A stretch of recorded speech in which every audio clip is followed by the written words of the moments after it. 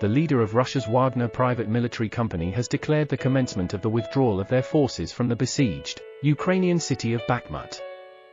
Yevgeny Prigozhin has pledged to transfer control of the city to the Russian regular army by the 1st of June, although Ukrainian authorities maintain that they still retain control over certain areas.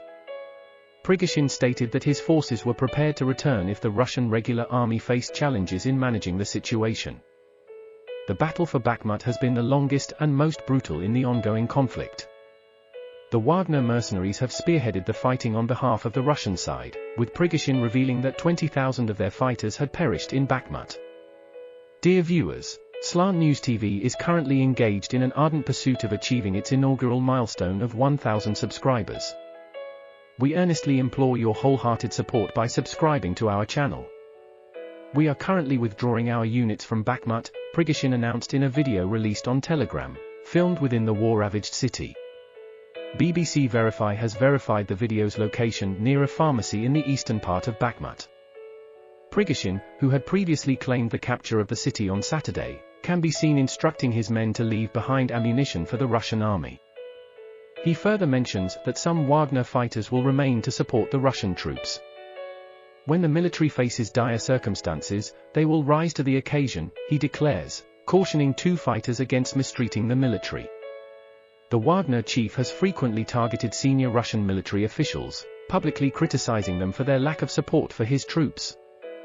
Last month, he even threatened to withdraw his forces from the city if they were not provided with urgently needed ammunition.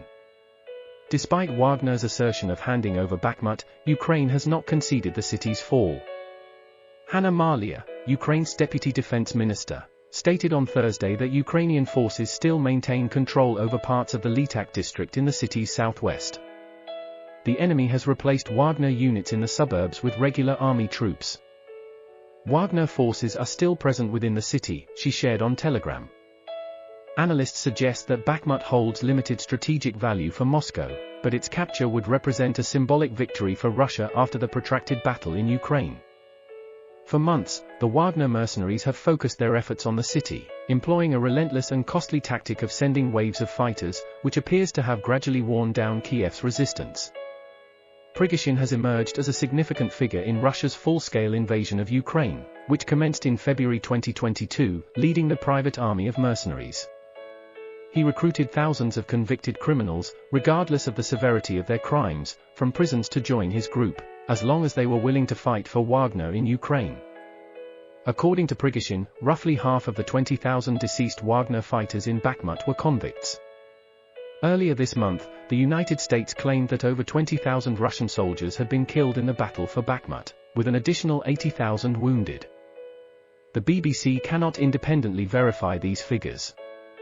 The capture of Bakhmut would bring Russia marginally closer to its objective of controlling the entire Donetsk region, one of the 4 regions in eastern and southern Ukraine annexed by Russia in September of the previous year, following referendums widely condemned as fraudulent outside Russia. However, when Russia fiercely fought to seize the cities of Severodonetsk and Lysychansk last summer, Ukraine swiftly reclaimed extensive territories elsewhere.